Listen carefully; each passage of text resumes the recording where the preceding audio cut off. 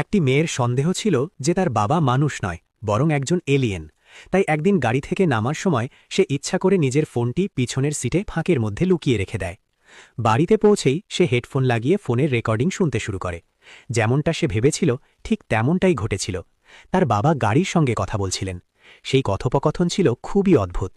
বাবা বলছিলেন যে পরের দিন ১০৮ জন এলিয়েন অপরাধীকে স্থানীয় জিশান হাসপাতালে আনা হবে। এই কথাটি শোনাই মেয়েটির জীবন চিরদিনের জন্য বদলে দিতে চলেছিল।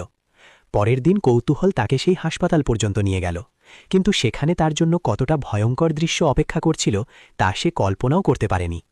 হাসপাতালে পৌঁছে সে তার ফোনে ভিডিও রেকর্ডিং চালু করে দিল। হঠাৎ করে হাসপাতালের লবিতে থাকা সব মানুষ আকাশের দিকে তাকাতে শুরু করল।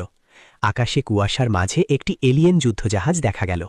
তার দরজা খুলে গেল এবং সেখান থেকে একটি ছোট ধাতব টুকরো নিচে পড়ে গেল। সেটি কাঁচ ভেঙে মাটির দিকে পড়ল এবং তারপর অদ্ভুতভাবে বদলাতে শুরু করল। পাশ দিয়ে যাচ্ছিলেন একজন মহিলা ডাক্তার। তিনি অবাক হয়ে সবকিছু দেখছিলেন। কয়েক সেকেন্ডের মধ্যেই সেই ধাতব টুকরোটি পুরোপুরি পরিবর্তিত হয়ে গেল। ডাক্তার কৌতূহল নিয়ে সেটার দিকে তাকালেন এবং নিজেকে থামাতে পারলেন না। যেই তিনি হাত বাড়ালেন, ধাতব টুকরোটি হঠাৎ ফেটে গেল। ভেতর থেকে জলজলে ক্রিস্টালের মতো কণা দেখা গেল। পরের মুহূর্তেই সেখান থেকে একটি ধারালো টেন্টাকাল বের হয়ে এলো। ডাক্তার ভয় পেয়ে দৌড়াতে লাগলেন, কিন্তু তখন অনেক দেরি হয়ে গেছে। টেন্টাকাল সরাসরি তার গলায় ঢুকে গেল।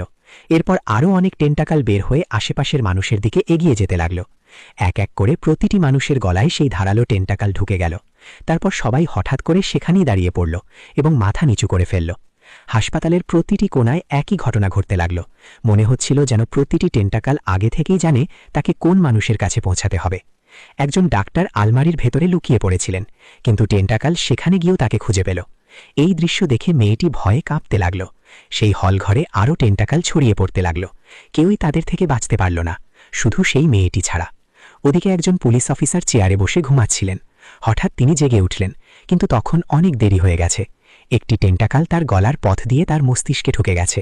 আসলে এই এলিয়েনরা মানুষের মস্তিষ্ককে কারাগারের মতো ব্যবহার করত। নিজেদের গ্রহের অপরাধীদের তারা মানুষের মস্তিষ্কের ভেতর বন্দী করে রাখত, যাতে তারা তাদের হোস্ট মানুষের সঙ্গেই বাঁচে এবং মরে। ঠিক সেই সময় মেয়েটির বাবা সেখানে এসে পৌঁছালেন। তাকে দেখে মেয়েটি ভয় পেয়ে গেল। তার মনে হলো সামনে দাঁড়িয়ে থাকা মানুষটি তার বাবা নয়, বরং কোনো অচেনা ব্যক্তি। সে কিছু না বলেই সেখান থেকে দৌড়ে পালিয়ে গেল। ওদিকে এলিয়েনদের কাজ শেষ হয়ে গিয়েছিল। টেন্টাকালগুলো আবার ক্রিস্টালের ভেতরে ফিরে গেল। সবাই আবার স্বাভাবিক হয়ে গেল, যেন কিছুই ঘটেনি। কেউই মনে করতে পারছিল না কয়েক মিনিট আগে কি ঘটেছিল। সবাই আবার নিজের নিজের কাজে ব্যস্ত হয়ে পড়ল। কিন্তু মেয়েটি বাড়ি ফেরার সাহস পেল না। সে তার সবচেয়ে ঘনিষ্ঠ বন্ধুর বাড়িতে গেল এবং তাকে সেই ভিডিওটি দেখালো, যা সে রেকর্ড করেছিল।